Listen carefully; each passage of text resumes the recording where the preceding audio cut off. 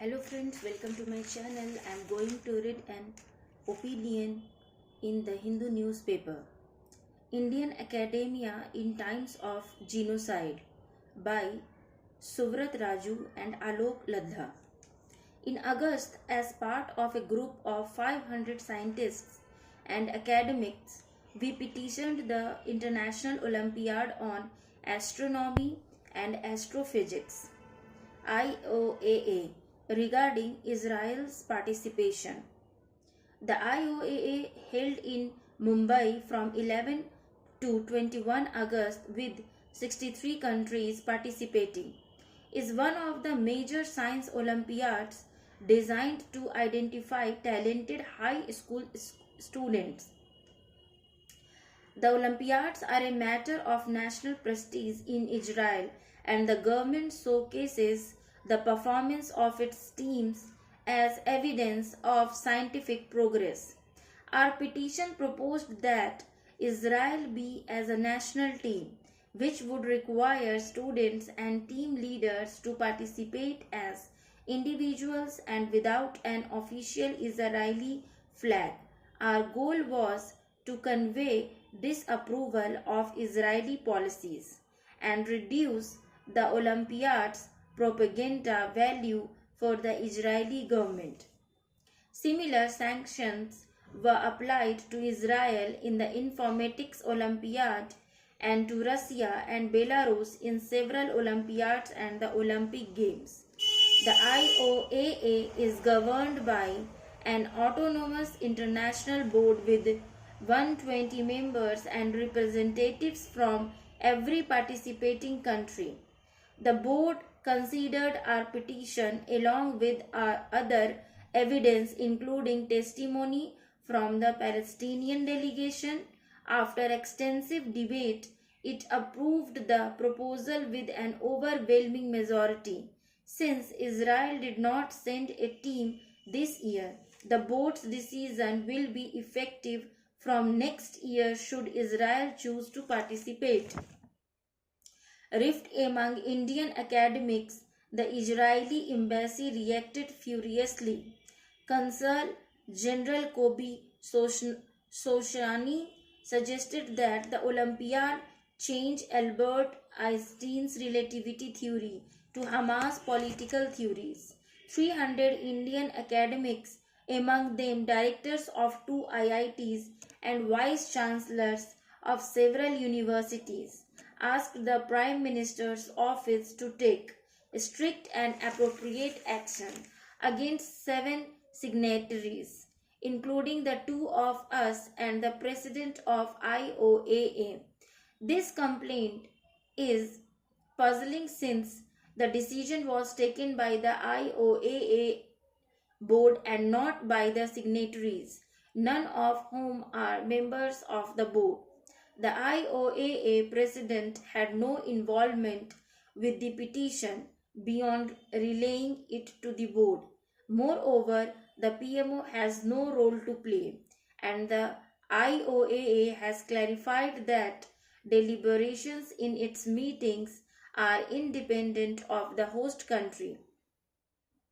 Nevertheless, this controversy should prompt us to think about the responsibility of Indian academics in the face of the ongoing genocide in Gaza. 10% of population erased. Israel has killed more than 63,000 people in Gaza since 2023. Leaked data indicates that the Israeli military itself estimates that 83% of its victims were civilians.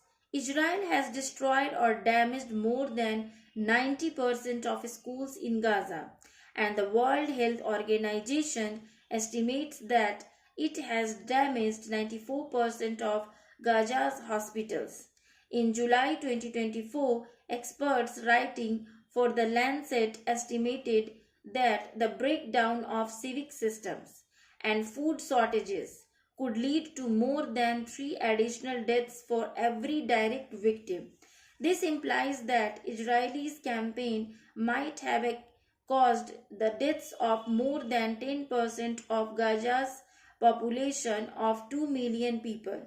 The UN has officially declared a famine in Gaza, with the UN Secretary General calling it a man-made disaster. Israeli supporters sometimes argue that its continued campaign is necessary to ensure its security in the aftermath of the attack of 7 October 2023.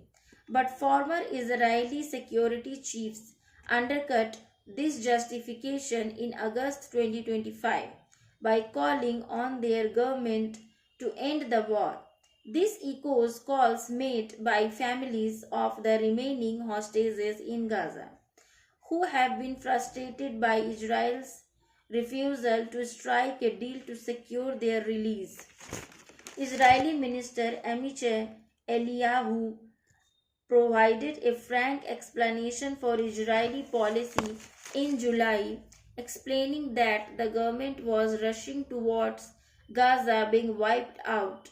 This continues a tradition of dehumanization of Palestinians and a refusal to recognize their right to their own lands that has been a central element of Israelis' polity since 1948, when 750,000 Palestinians were displaced to make way for the founding of Israel in what Palestinians called the Nakba.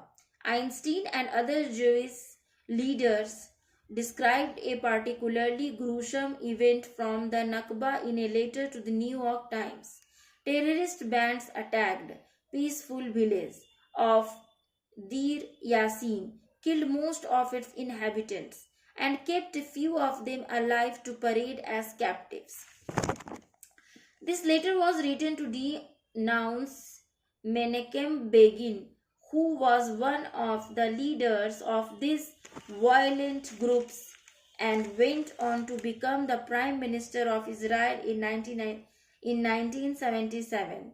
Begin founded the Likud party that continues to rule Israel today. It makes no sense to pretend that science and cultural events can go on as usual in the face of the historic crimes unfolding in Gaza. It is our duty as academics and scientists to do everything in our power to put pressure on the Israeli government to change its policy.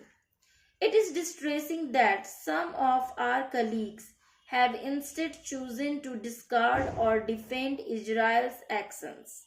The responses we find on social media are even more troubling, since some people in India refuse to recognize the rights of Palestinians to live with dignity and freedom merely because of their religion. Therefore, the debate over the scientists' petition to the IOAA should be viewed as part of a broader struggle for communal harmony and academic freedom within India. We are proud that so many Indian academics signed this petition. It shows that many of us still stand for democratic rights and with India's anti-colonial traditions. Thank you for listening.